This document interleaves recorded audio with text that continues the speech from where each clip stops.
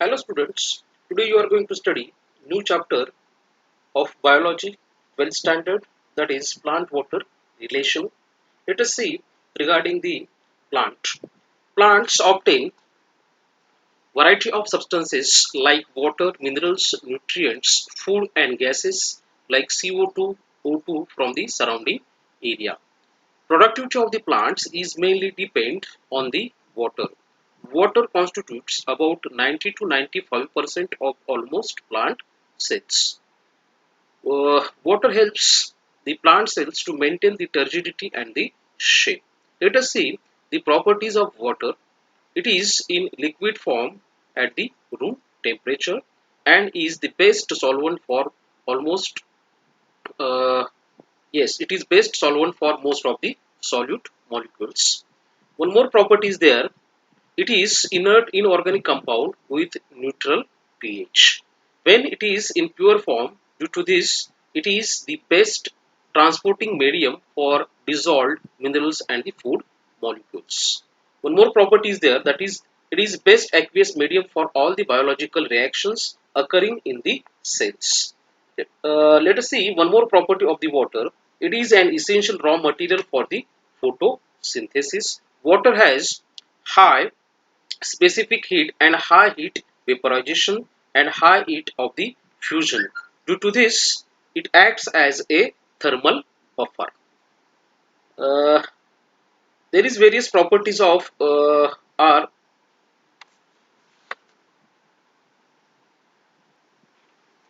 these various properties of water are due to hydrogen bonding between the water molecules. Water molecule have good adhesive and cohesive forces of attraction. Due to this, it rises up in the capillaries in the plants. Let us see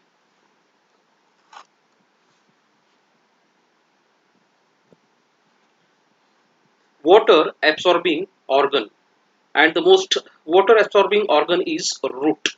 Root is the main organ of the Root is the main organ of water and mineral absorption.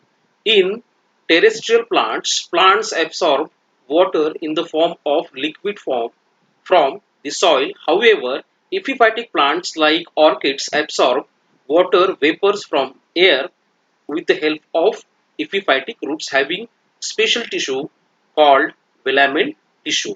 Typical root is divisible into four different regions, and these four different regions are uh, root elongation region, then the root division region, etc. Okay, let us see this region one by one.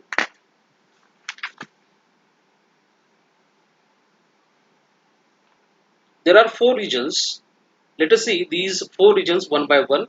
Meristematic region, zone of elongation, root hair zone, and the maturation zone. These are four zones found in a typical root. Let us see one more slide. Yes, this is structure of typical root shows four different regions. This is root cap region which protects this deep portion of this root, and the first region is meristematic region as I said earlier. Second region is zone of elongation. This meristematic region is also called as region of division. And the second region is zone of elongation, then the zone of root hairs, and the fourth one is maturation zone.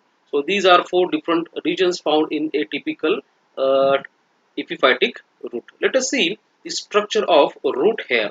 A typical root hair consists of several parts like the nucleus, then the mitochondria. You can see several mitochondria, then the cell wall and the cytoplasm. So this cell wall encloses the cytoplasm, vacuole, nucleus, and the mitochondria, etc., and the other cell organelles.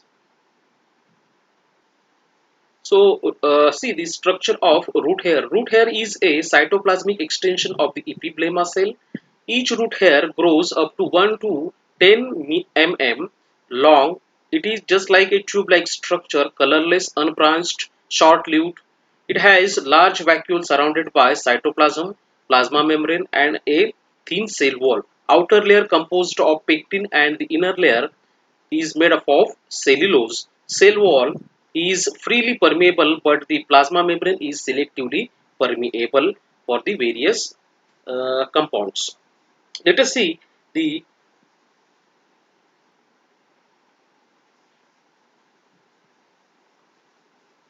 yes. Now the point is water available to roots for absorption. Plants absorb water from the rhizosphere, that is the microenvironment surrounding the root. Water present in soil occurs as gravitational water, hygroscopic water, combined water, and capillary water. Let us see one by one. A gravitational water, this is not available to the plant for absorption. Fine soil particles imbibe, absorb water and hold it. This is called as hygroscopic water. So roots cannot absorb it. Again, so hygroscopic water is also not available for the plants for the absorption. Let us see the combined water. Yes, water present in the form of hydrated oxide of silicon, aluminum, etc. is called as combined water. It is also not available to plants for absorption. One more type of water is there, that is some amount of water is held in the pores present between the neighboring soil particles due to the capillarity. This is called as capillary water. So this type of water is available for the absorption. So this is simply regarding the types of water present in the soil. So there are four types of water found in the soil. First one is gravitational water, hygroscopic water, then the combined water, and the fourth one is capillary water.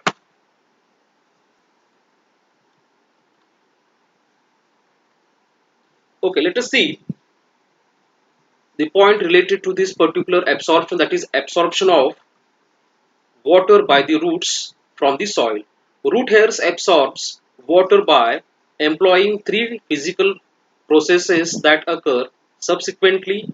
First one is imbibition, second one is diffusion, and the third one is osmosis. Let us see first part of the water absorption by plants, that is imbibition.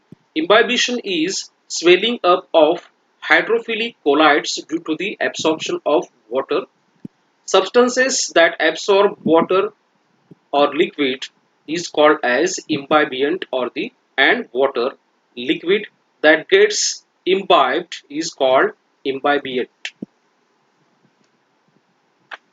Imbibate, sorry, imbibate.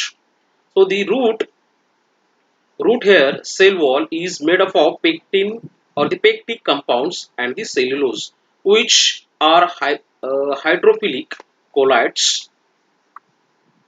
Due to the imbibition, water molecules get tightly absorbed by the root.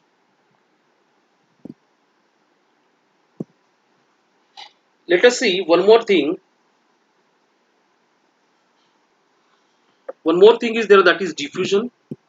Diffusion means to disperse, disperse, or the diffusion can be defined as the movement of ion or the atom or molecule of substance from the region of their higher concentration to the region of their lower concentration. The moment is due to the kinetic energy of the molecules. Diffusion continues till an equilibrium is reached. Thus, water passes into the cell by diffusion through the freely permeable cell wall. So, cell wall is present on the outer. It is the outer layer of the root. So, water gets absorbed by the root through the cell wall. So diffusion results in the diffusion pressure, that is dP. So diffusion pressure is denoted by dP, which is directly proportional to the number of diffusing particles. Diffusion pressure of pure solvent, that is pure water, is always more than the diffusion pressure of the solvent in the solution. So the difference in the diffusion pressure of pure solvent and the solvent in a solution is called as diffusion pressure deficit. deficit. It is simply known as DPD. I repeat, the difference in the diffusion pressure of pure solvent, and the solvent in a solution is called diffusion pressure deficit. In short, it is called as DPD. It is also called as suction pressure, which is in short known as SP, that is suction pressure. The term was coined by B.S. Mayer in 1938. Nowadays, this is known as a water potential. Okay, is yes, water potential. Nowadays, it is called as water potential. Let us see. Let us see osmosis.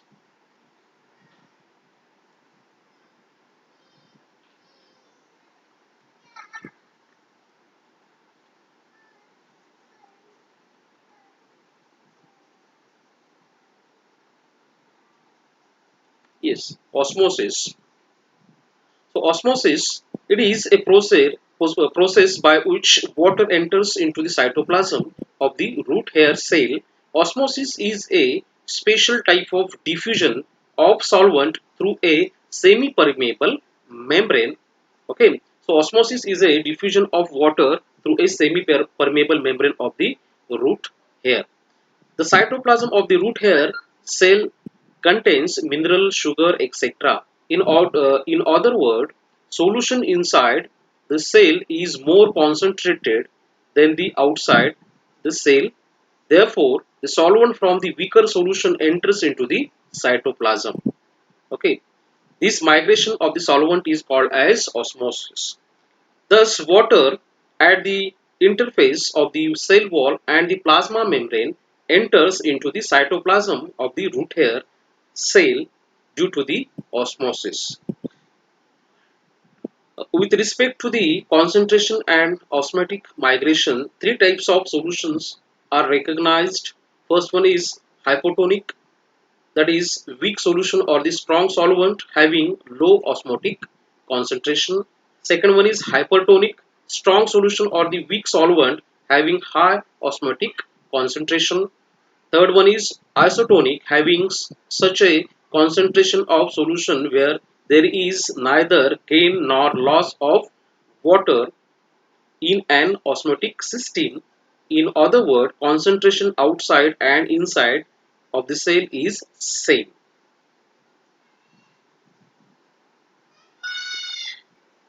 Let us see types of osmosis with the help of next slide.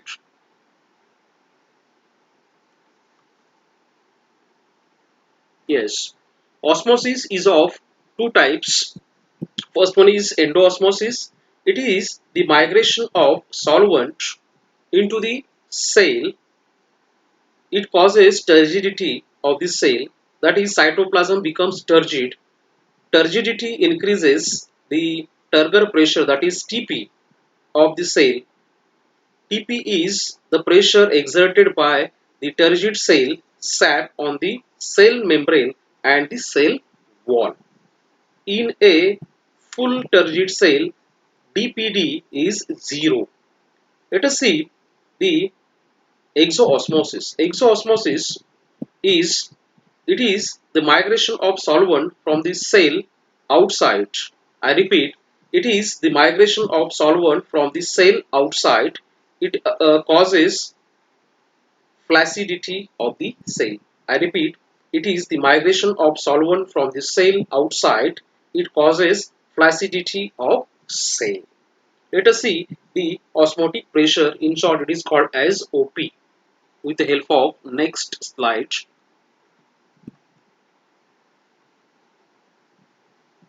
Okay, so this equation with the help of yes, osmotic pressure. The pressure exerts due to the osmosis is osmotic pressure. Osmotic pressure is a pressure of the solution which is required in opposite direction so as to stop the entry of solvent molecule into the cell. Therefore, it can be represented like this: dPd is equal to OP minus TP. Okay, so this can be represented by dPd is equal to OP minus WP, that is water potential. In flagellated cell, TP is 0, that is DPD is equal to OP, and in turgid cell DPD is 0, that is TP is equal to OP.